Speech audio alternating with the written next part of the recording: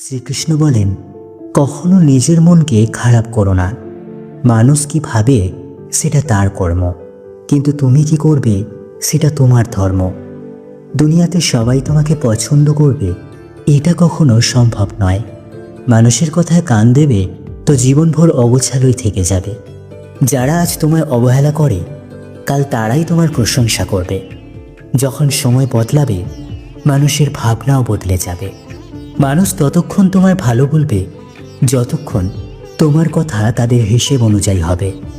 যখনই তুমি তোমার রাস্তায় হাঁটবে তারা তোমার আলোচনা শুরু করে দেবে। যদি মানুষ তোমার বিপরীতে থাকে তবে এটা মানে নয় যে তুমি ভুল। দরকারই নয় যে বহু মানুষের কথা সবসময় ঠিক হবে। যে সত্যের রাস্তায় চলে তাকে ফিরে চিন্তা করতে হয় না। জয় শ্রীকৃষ্ণ।